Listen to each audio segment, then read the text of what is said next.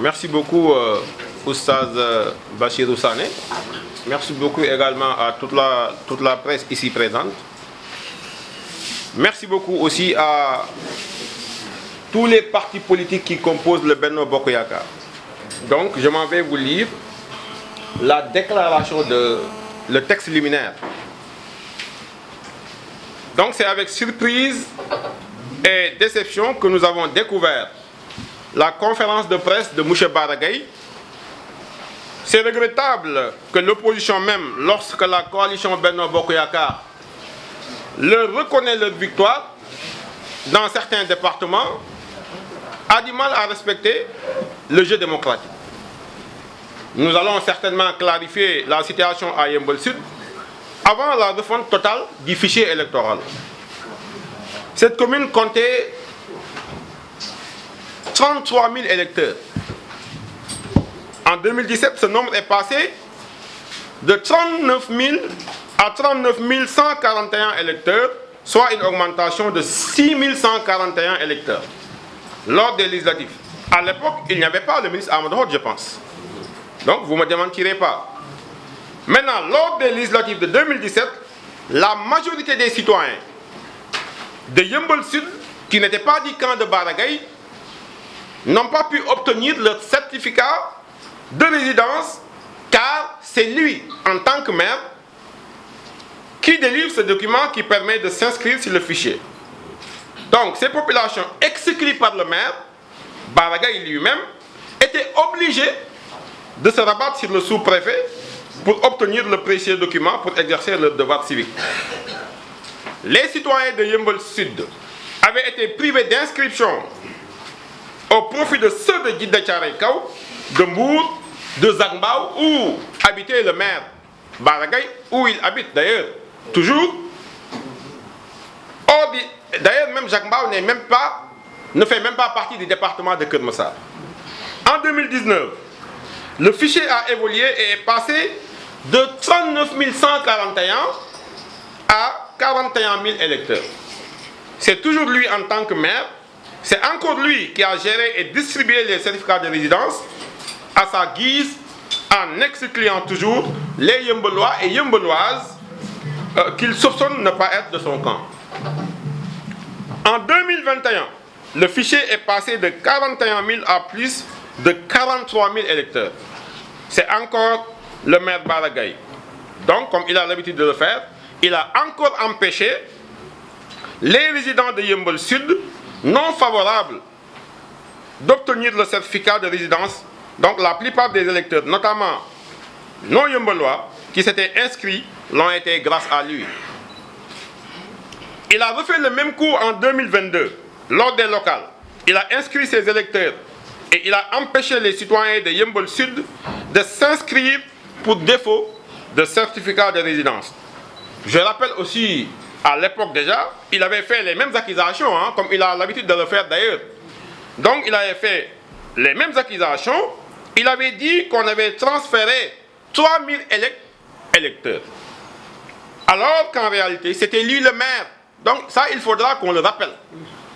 Donc c'était lui le maire qui avait fait ces transferts d'électeurs-là. Jërëjëf, ñu ngi leen di sant di leen gërëm yéen journalistes yi fi teew di sant également parti yi nga xam ne ñoom ñoo composé Benno Bokk Yaakaar bi yépp di leen jaajëfal ci woote bii ñu woote ngeen wuyu suñu woote bi nag li ko sabab mooy dañoo dégg waa Benno Bokk Yewwi Askan Wi def benn conférence de presse ñu dégg ci maire bi nga xam ne moom mooy Bara Gaye mu wax ci ay kaddu yu doy waar kaddu yooyu mu ngi ko jëmale ci le ministre Amadou Hott jëmale ko aussi également ci waa Benno Bokk Yaakaar. Donc ñun nag ñu jàpp ne ñun bu ñu leen nangulee ginnaaw ba ñu amee ndam ci yenn gox yi ñoom it war nañoo am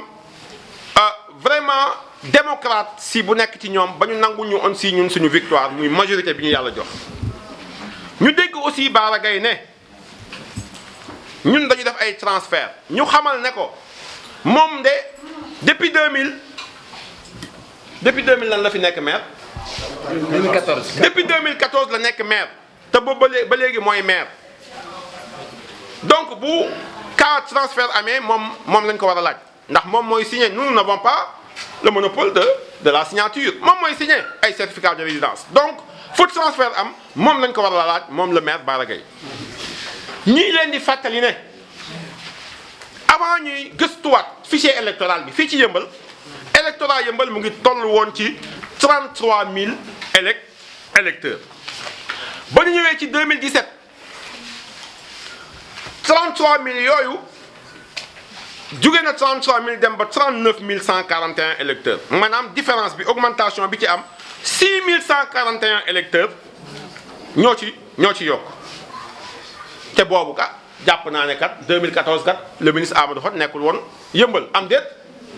donc bu transfert waree am ak ay cas de njug njaaj moom maire bi moom lañ ko war a laaj moom Bara Gaye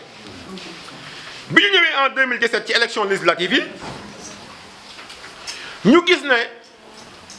en 2017 ci élection législative yi population Yeumbeul bi dañu amoon jafe-jafe pour am ay certificat de résidence dañu am ay jafe-jafe pour am ay certificat de résidence jafe-jafe yooyu Yeumbeul yi ki leen tere woon ñu am certificat de résidence c'était le maire Bara Gaye parce que jàppoon na ne moom bu mayee Yeumbeul yi comme Yeumbeul commencé nañoo xam maintenant doxalinam ak jëfin wu bonam mu ne man su ma fexee ba Yeumbeul ñi dëkk Yeumbeul am carte électeur élection yi du ma ko gagné mu refuser leen ay certificat de résidence donc élection locale yi gis ngeen ñi ñëpp xam nañ ne écart bi amoon ci élection locale yi ak élection wu législative yi xam nañ ne Benno Bokk Yaakaar ak le ministre Amadou Hott ak le candidat Modou Mbène ak tout le Benno Bokk Yaakaar tey jii dugg nañ ci xolu Yeumbeul yi te ma leen di wax ne leen xool leen élection locale ba élection législative ñaata mois la 6 mois donc ci juróom benn weer yooyu le ministre Amadou Hott ànd ci ak Modou Mbène ànd ci ak tout le Benno Bokk Yaakaar tey jii liggéey nañu loo xam ne ci biir Yeumbeul yi dugg ci xolu Yeumbeul yi dugg ci jeunesse bi ba élection yii ñu def te wane na ko donc il faut que mu xam ne Sénégal moomu ko bu fekkee dafa bëgg camoufler ay lakinam dañu koy wax ne ko il faut que mu arrêter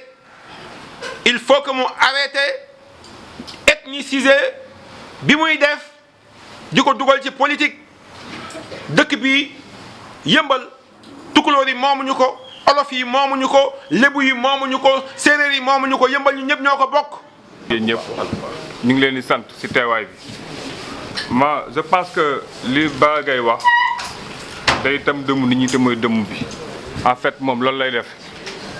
ndax buñ ne 2014 ba 2017 y a plus de 600 000 personnes yi nga xam ne dañ leen di yokk ci électorat bu Yeumbeul Sud 6 000 personnes de 2014 à 2017 te boobu moo nekkoon candidat PDS départemental donc dafa bëggoon nekk député donc électorat boobu kon Bara Gaye moo ko fi def te depuis 2017 ba léegi li ci yokk année wala par 2 ans motul 1000 ba mat 2000 personnes donc bul waxi transfert parce que dafa yem nit ñi il pense que moom nit ñi moo leen moom ba bu toggee ci rajo yi télé yi lu ko neex lay wax nit ñi transfert lépp la nga xam ne moo ci dëkk Yeumbeul Sud parce que moom moo yor résidence yi moo yor lépp lu mu ci deful keneen def ko ci buñ ne intercoalition parce que fi ñu jógee parce que dañoo liggéey parce que moom daa fenn waa Yeumbeul Sud ndax moom du wax dëgg nit ñi moom buñ ñëwee ñu nga ñu plus de 4000 ñu ñëw tey ba 800 voix xam ne tey waa Yeumbeul bàyyi nañ ko parce que xam ne maire ba nga xam ne day kàcc day fen te du wax dëgg la donc waa Yeumbeul tey comprendre nañ jeu Bara Gaye te waa Yeumbeul xam nañu waa Yeumbeul bu ñu soxlaa population bu soxlaa Bara Gaye du leen faale day ñëw bu soxlaa fen leen delluwaat ba mu soxla wàlla ñoo fenaan leen Yeumbeul Sud nag loolu la comprendre ci Bara Gaye moom moo tax écart de voix yi benn bokk yaakaar mën ko am parce que dañoo liggéey sur le terrain je pense que bu fi nekkee jëfu moo tax muy wax transfert ñàkk yooyu kooku ay wax yi nga xam ni waxul dëgg wasalaam